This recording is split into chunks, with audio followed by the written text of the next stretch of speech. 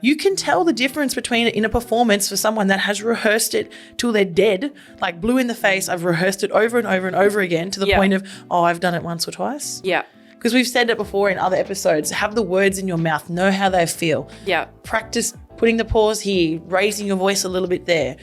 That stuff makes a huge difference. People talk about Steve Jobs and like the way that he presents.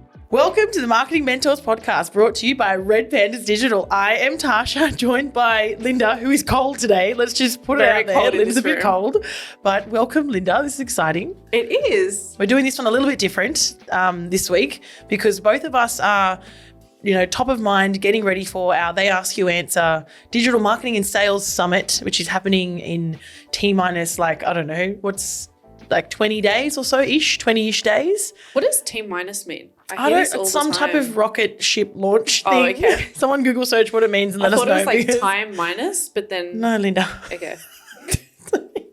You're not allowed to do those comments when we're recording. Save them for offline.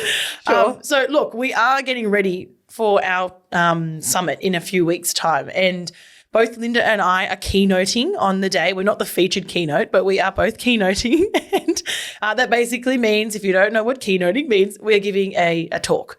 Now, we're roughly sitting at just on 200 attendees, which is exciting. Super exciting because it's awesome to give a talk to a big audience, in my opinion.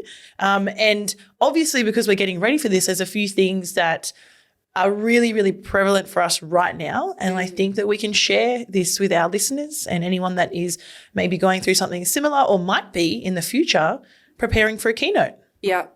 Yeah, I think as well, you and I talking before this, we kind of realized we prepare in slightly different ways. So it was kind of nice to share that with each other and like doing that on this podcast as well, because I anticipate if you're listening to this, you must have some sort of presentation coming up or keynote coming up, and I think we're going to share different methods based on what work for us. Ultimately, there are things that we do the same and that should be done for a great presentation, which we'll talk about, but we are preparing in slightly different ways, and I don't think that there's a wrong or right. I think it's what works for you and what works for your communication style. So that's what we're going to do today. We're going to share what we're doing in the lead up to our keynotes. Yeah, beautiful. Later this month. So exciting. Now, obviously, like Linda said, we're different people. If you can't tell, we've got different temperaments and different things work. So don't take this as gospel. If I was you, I'd be taking notes on things that resonate with you and things that are like, okay, cool. Yeah, I could see myself doing that. Or that's a piece of information that I like. Yeah. And the first one we'll get into is that prep. Yeah. So, I'll kick it off, and I feel like this is where we can have a really good back and forth around things that we both like. But what I'm doing at the moment in terms of preparation for the event, like there's so much to prepare, right? You've got a slide deck, you've got the way you want to deliver it, you've got to memorize certain things, you've got to prepare, if we were just talking about what we're going to wear, that's obviously a different segment. We're not actually going to talk about that today because that's not this podcast, but mainly it's like preparing your content, preparing yourself. Yeah. So when we talk about preparing your content, I got this from a Marcus Sheridan LinkedIn post. For those of you that don't know Marcus Sheridan, even though we've mentioned him a million times on this podcast, he's the author of They Ask You Answer book, partner of Red Pandas, and he will be the featured keynote speaker at the summit in a few weeks' time. And he had a post that came out a little while ago, and he's a professional speaker. He travels around the world giving this They Ask You Answer talk.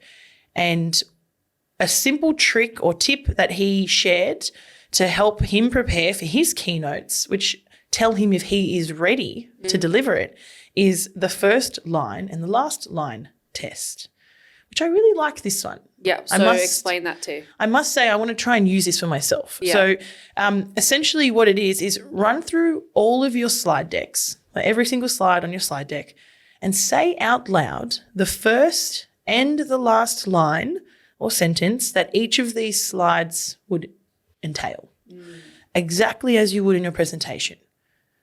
I think that's the key. I love that, yeah. Yeah, that's the key. Like, don't just in your head or I'm going to say it like this. No, actually say it the way you would if you were going to be delivering it to your audience of, 200, 10, 5. Geez, you could use these tips for a sales pitch to a few people, really. I really like that. Yeah. You know, like when I've done presentations or keynotes in the past, I find that where I fumble around and where I've realized, hey, I needed more practice was always at the beginning or the transition section. You know, generally the beginning for me. Like I'll forget how I started off, and that in turn will mean that whole slide is it's delivered in a different way because I can't remember the very beginning of how I want to kick it off. So it's just like it's a no-brainer, but after giving how many presentations, like I've never approached rehearsing in that way and thinking about the first line and the last line. And it's such a good tip. Like it's so basic, but gold. And you just said it. If you can do this, if you can do first line, last line on your slide for that particular, you know, segment, that means you've got your transition down packed. You've got your segue down pat. You know exactly what the main points are you need to cover, and then how you move on to the next topic or the next thing that you want to introduce to the audience. Yeah. So, really, really simple, but so, so powerful. Marcus says, you know, if you can do that, then you're well on your way to having a, you know, seamless keynote. So I can't sit here and 100% say that I'm there, but I'll be using that exact tip in my rehearsals, which is... Do you rehearse beyond that? Yeah, such a good question, because it's also a nice segue into what I feel like is our next kind of like tip around knowing your slide deck, but then like rehearsing. Yeah. So I think rehearsing or practicing or role play, like whatever you want to call it, you mentioned before the intro. The intro is so important. If you can nail that intro, I also think the outro is just as important. Yeah, I agree. Like if you can nail the intro, nail the outro, then you know your first and last on each slide, you will have this like really cohesive experience for your audience. I think if you are dedicated to giving this 100% of your attention, time, energy, and efforts, then you should definitely rehearse the whole thing. Yeah. You 100%. It's like when I used to do, performance back in the day, you don't just rehearse the first part and the last part of the scene or the dance. Yeah. You do the whole thing, because every time it's a rep. It's like going to the gym. Every time you do the rep, that muscle gets stronger. Every time you do the rehearsal, it will look a little bit different here. You'll pause a bit longer there. It gets better and better. It only gets better. I find for my own sanity as well, like for me to be able to calm my nerves, I need to feel like when I'm going up on stage that I know through and through what I'm talking about on each slide. I wrote that somewhere else. I don't know where in my notes here, but I wrote know your content, and that's that you only know your content when obviously you're a subject matter expert. Yeah. But then you've rehearsed it. Yeah. You can tell the difference between in a performance for someone that has rehearsed it till they're dead, like blue in the face. I've rehearsed it over and over and over again to the point of, I've done it once or twice. Yeah. Because we've said it before in other episodes, have the words in your mouth, know how they feel. Yeah. Practice putting the pause here, raising your voice a little bit there.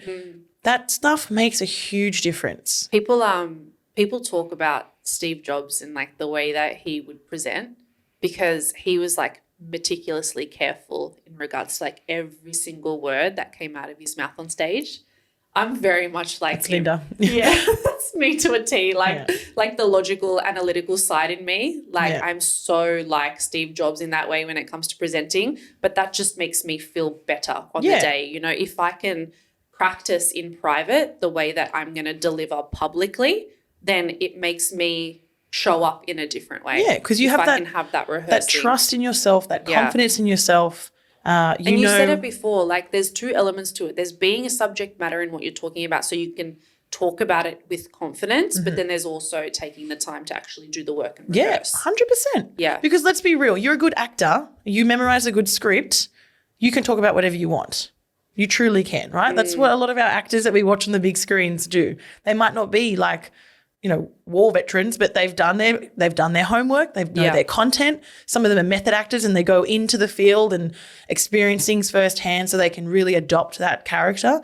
So I think you could argue that no, you don't have to really know about AI to give a talk about AI, but as we're not professional actors, even though we might think we are. No, we're not professional actors. So it's we're not, right? But we are in marketing, we are in AI, we are in sales, and that's our subject matter expertise. Yeah. And we know we're working on being good communicators. So with that, knowing our content and delivering something that we're clearly passionate and love about, it comes out. It resonates with the audience. One thing that I try and do on the rehearsal side as well is when I am rehearsing it, wherever I am, I'm in my lounge room, I'm in my office, whatever it is, I will try and rehearse it in a way where I'm visualizing myself on stage as well. So I'm really trying to, like, before I start, I really do envision like I'm walking up. Yeah. I did this to you before. I did the introduction. I was like, wait, let me walk into the room like I'm walking on stage. Let me walk onto the stage. Because it just 100%. Helps me get into the mindset, so that way it's more familiar when I do it on stage. Visualization is a massive thing. We've talked about it in other podcasts, and this is, again, another, segue into another tip that I would recommend for preparing for your, your keynote or your delivery of a presentation. And again, I'm going to lean on Marcus Sheridan here because he had another LinkedIn post which really, really resonated with me and I want to share with you. So he obviously, like I said before, delivers keynotes all over the world to hundreds of thousands of people. And was recently asked, how does he prepare or how does he not get nervous for what he's doing? And he says, it is really easy to get caught up in those emotions and those feelings of being nervous or anxious. And what he says he does, and I love this and I can't wait to use it at our Taya event, is he will shift his attention, which might be on those nerves or those anxious feelings, he'll shift it to the audience. Yeah. Once it's with the audience, he'll then visualize being on the stage, looking at the audience, seeing their faces, looking back at him, and then thinks about how much he cares for them and that he loves them and he loves his audience. And he'll say to himself multiple times during the day, I love my audience. I love my audience. Yeah. And when I have that affirmation, I love my audience, that process takes away the nerves, he says. It transfers his energy of agitated or angst and turns it into this warm, positive energy, which then carries out of him onto the audience. Like if you have ever watched Marcus Sheridan speak, which I have had the pleasure a few times, the word energy is an understatement for when that man enters the room. And it just exudes out of him and you feel it. And it's like, that's why, because he has this genuine love and warmth towards his audience. And we feel that. So that's one thing that not only gives me goosebumps talking about it, but I will definitely be using it in my delivery in a few weeks. Yeah, I love that. Linda's whoa, so passionate, so much energy. Just talking about it gets me G'd up. You know what I mean? It makes so much sense. And, one thing I'm going to use, and I feel like this is probably a really good indication, of how you and I prepare differently. Yeah.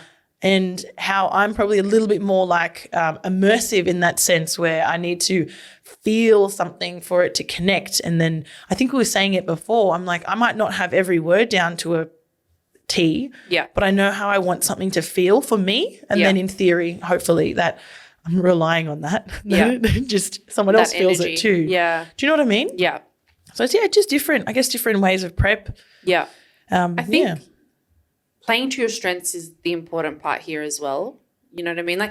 Of course, there are things that you want to do across the board that make great speeches great. And they're just standard principles that everyone should follow. But I think play to your strengths in that way. Yeah. Why are you laughing? Because I just realised how into that I got. Here's what I found.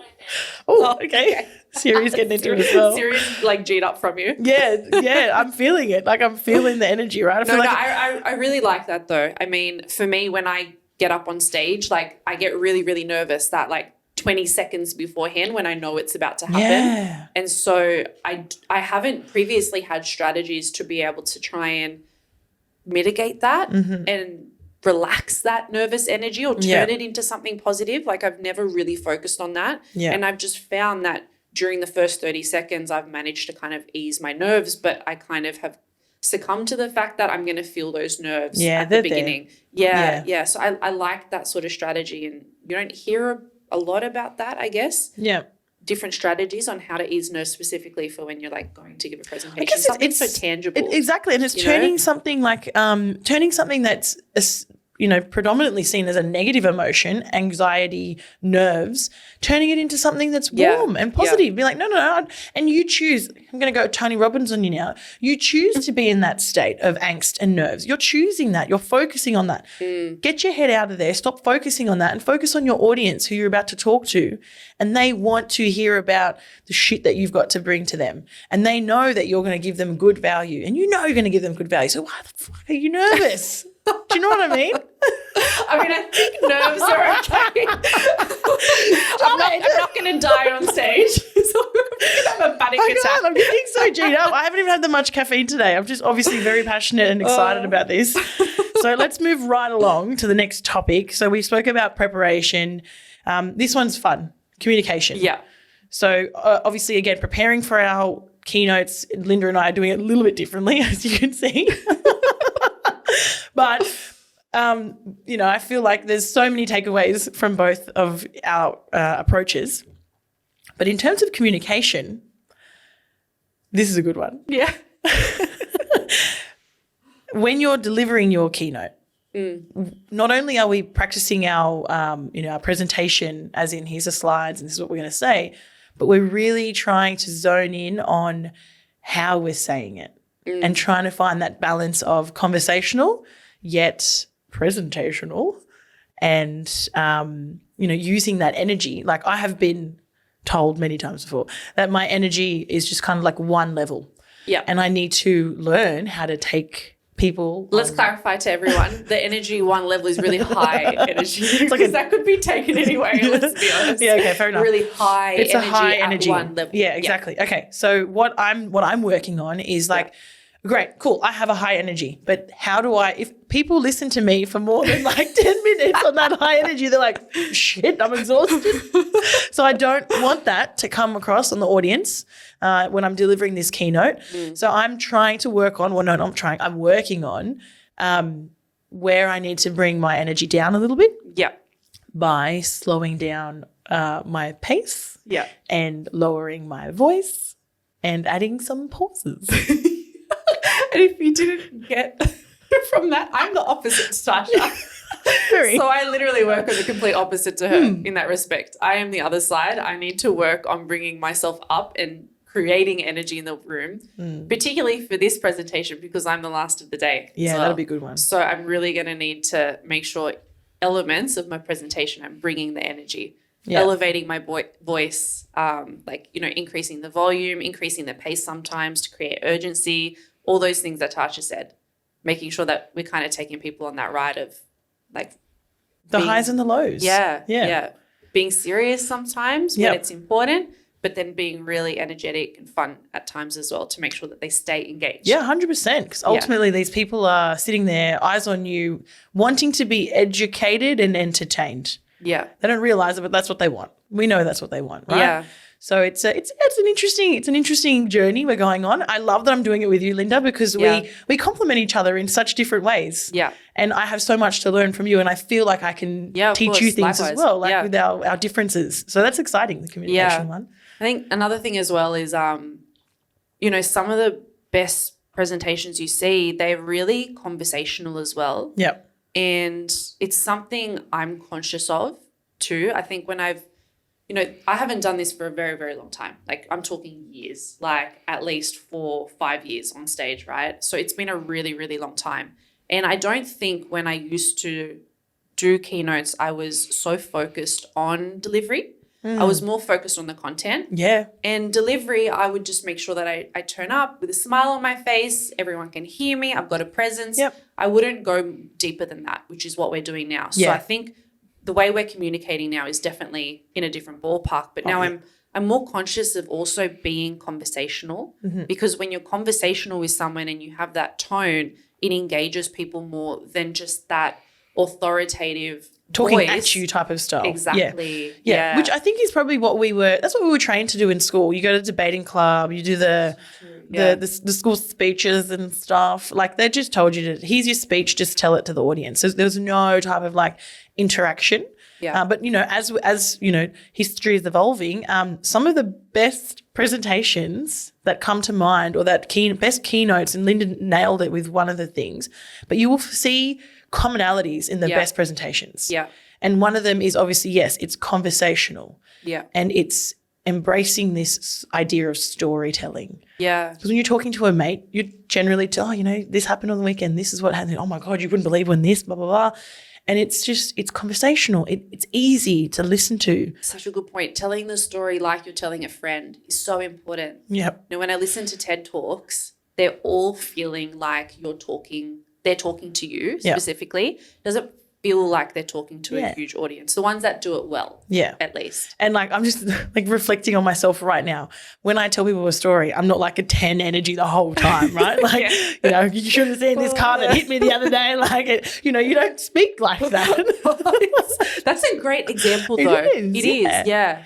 No, that's actually I don't want that for you. No. It's a good example. There's natural highs and lows in your conversations. Yeah. Some people are naturally just more energetic about random stuff. Maybe me. But you got pretty energetic when that ice cream truck came down the road before. So. True. Yeah. Time and place. Time and place. Not in the podcast. That's fine. So there's storytelling. Some of the best presentations, keynotes out there follow this storytelling, conversational type of path, which makes you feel like you're at home and you're comfortable and you're engaged. And we're not going to get into the technicalities of it, but I read recently as well, stories, they actually activate a different part of your brain when you're listening to a story. So for someone who's sitting there knowing that they're about to take on a lot of information and try and learn, that part of their brain, that learning part of the brain is very different to a storytelling part of the brain that gets activated. Yeah, cool. So you actually engage people better when you do the two. Yeah, that makes a lot. It makes a lot of sense. Yeah, right? It makes a lot of sense. We could talk about that on another podcast. Another thing that good presentations have in common is they're passionate. Yeah. When someone's talking about the thing that they're talking about, they're clearly passionate about it. They know their content, they love it, and they want to share that love with you. Yeah. The last one I want to share is it evokes emotion. I feel like that just encompasses everything.